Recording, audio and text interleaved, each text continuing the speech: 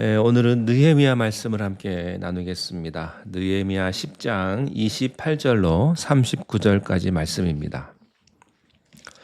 그 남은 백성과 제사장들과 레위 사람들과 문지기들과 노래하는 자들과 느디님 사람들과 및 이방 사람과 절교하고 하나님의 율법을 준행하는 모든 자와 그들의 아내와 그들의 자녀들 곧 지식과 총명이 있는 자들은 다 그들의 형제 귀족들을 따라 저주로 맹세하기를 우리가 하나님의 종 모세를 통하여 주신 하나님의 율법을 따라 우리 주 여호와의 모든 계명과 규례와 율례를 지켜 행하여 우리의 딸들을 이 땅 백성에게 주지 아니하고 우리의 아들들을 위하여 그들의 딸들을 데려오지 아니하며 혹시 이 땅 백성이 안식일에 물품이나 온갖 곡물을 가져다가 팔려고 할지라도 우리가 안식일이나 성일에는 그들에게서 사지 않겠고 일곱째 해마다 땅을 쉬게 하고 모든 빛을 탕감하리라 하였고 우리가 또 스스로 규례를 정하기를 해마다 각기 세겔의 3분의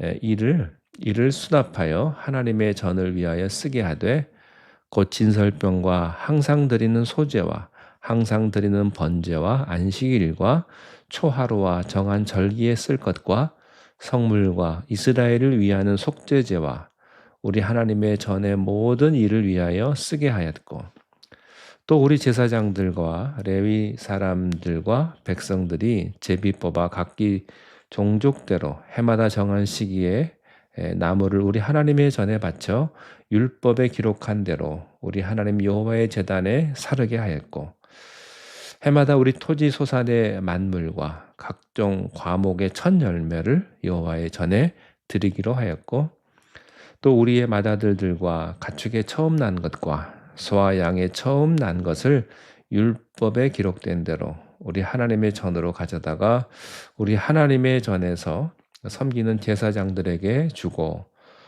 또 처음 익은 미래 가루와 거제물과 각종 과목의 열매와 새 포도주와 기름을 제사장들에게로 가져다가 우리 하나님의 전에 여러 방에 두고 또 우리 산물의 11조를 레위 사람에게 주리라 하였나니 이 레위 사람들은 우리의 모든 성읍에서 산물의 11조를 받는 자임이며 레위 사람들이 11조를 받을 때에는 아론의 자손 제사장 한 사람이 함께 있을 것이요 레위 사람들은 그 11조의 10분의 1을 가져다가 우리 하나님의 전 곳간에 여러 방에 두되 곧 이스라엘 자손과 레위 자손이 거제로 드린 곡식과 새 포도주와 기름을 가져다가 성소에 그릇들을 두고 골방 곧 섬기는 제사장들과 문지기들과 노래하는 자들이 있는 골방에 둘 것이라. 그리하여 우리가 우리 하나님의 전을 버려두지 아니하리라. 아멘. 이스라엘 백성들은 무너진 성벽을 52일 만에 목숨을 걸고 재건을 했습니다. 많은 방해가 있었습니다. 그리고 모진 고난 끝에 공사를 완성하고 나서 처음에는 기쁨이 충만했는데 얼마 가지 않아 허전함을 느꼈습니다. 영적으로 갈급했던 거죠. 그래서 그들은 성전에 모였고 에스라는 두루마리로 만들어진 말씀을 들고 읽었습니다. 백성들이 그 말씀을 들으면서 스스로 비춰볼 때 자기들이 말씀대로 살지 못했구나. 그리고 위선적이었구나. 형식으로 살았구나. 이것을 깨닫게 되었습니다. 학사 에스라가 두루마리로 된 성경 원문을 읽어주니까 이스라엘 백성들은요. 마치 거울 앞에 선 것처럼 자신들을 돌이켜볼 수가 있었습니다. 그들은 통곡했고 금식을 하기 시작을 했습니다. 그리고 애굽에 있을 때 하나님이 어떻게 우리를 지켜주셨는지, 홍해를 어떻게 건넜는지, 40년 동안 광야에서 어떻게 하셨는지를 돌아보게 되었습니다. 그들은 고난을 기억했고요. 하나님의 은혜를 기억했습니다. 회개하기 시작을 했습니다. 회개란 말씀 앞에서 자기를 돌아보는 것입니다. 많은 사람들이 회개할 때요. 그냥 한바탕 울고 가슴 치고 그리고 나서는 다시 예전으로 돌아갑니다.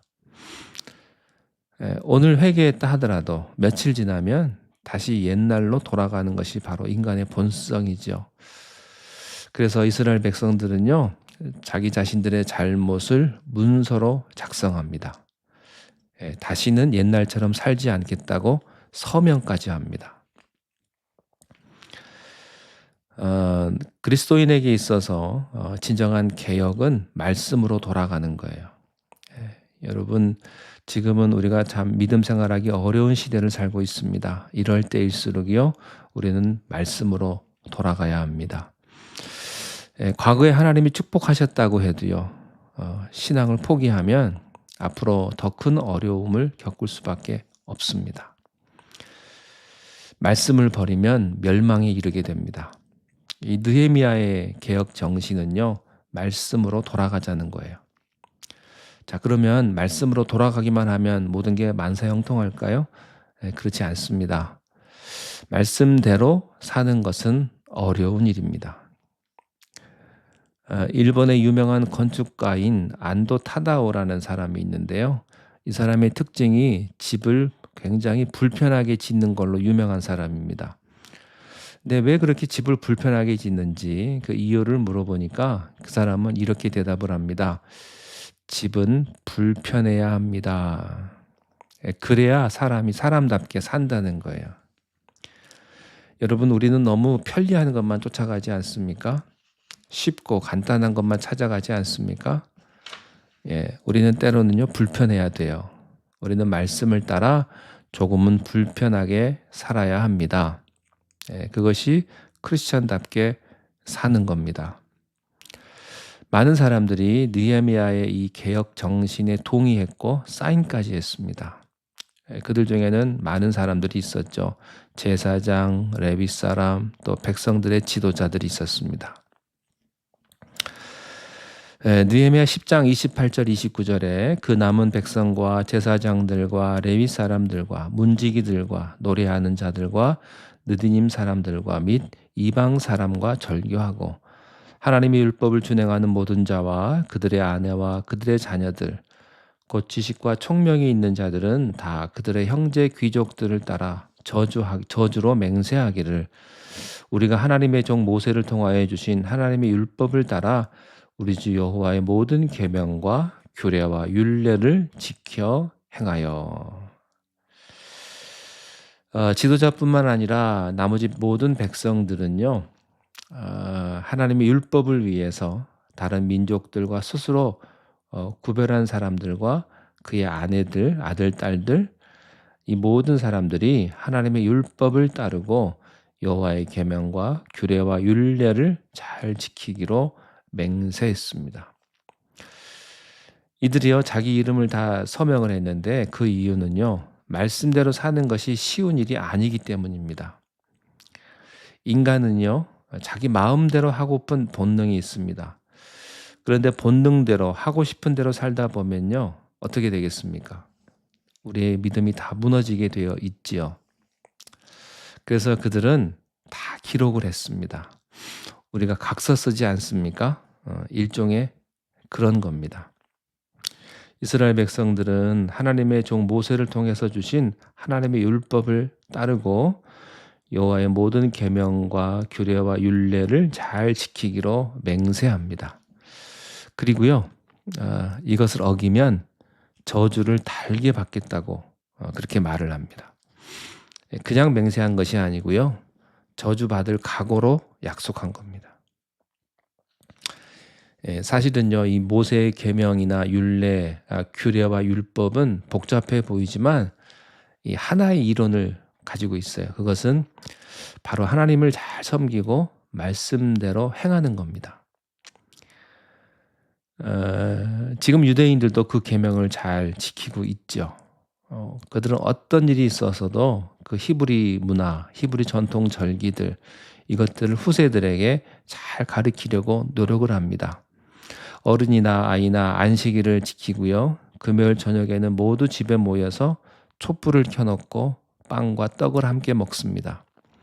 그래서 이스라엘 사람들은요, 지금까지 전 세계의 디스포라로 흩어져 살면서도 그들이 경제적, 사회적으로 튼튼하게 존재하는 것은요, 이런 하나님의 율법이나 규례와 계명을 잘 지켰기 때문입니다. 우리들은 어떻습니까? 우리들도 하나님의 율법과 규례와 이런 모든 것 하나님의 말씀을 잘 지켜야 될 줄로 믿습니다. 아무리 힘들고 어려워도 주의 말씀을 내가 목숨을 걸고 지키면 지킬 수 있습니다. 이런 것들이 있을 때 하나님께서는 계속해서 우리를 지켜주실 것이고 하나님의 보호하심을 우리가 경험하게 될 것입니다. 기도하겠습니다. 하나님 아버지, 우리가 하나님을 잘 섬기고 하나님 말씀대로 순종하며 살기를 원합니다. 우리가 성경대로 살지 않고 우리 편한 대로 내 마음대로 살았음을 고백합니다. 주여 우리를 불쌍히 여겨주시고 세상과 구별된 모습으로 하나님 기뻐하시는 방법으로 때로는 불편하고 어렵지라도 그것이 참된 진리의 길이며 축복된 기름을 우리가 깨닫고 하나님 잘 섬기며 살아가게 하여 주시옵소서. 우리에게 더 큰 믿음을 주시고 하나님 우리를 축복하여 주시옵소서. 예수님 이름으로 기도하옵나이다. 아멘.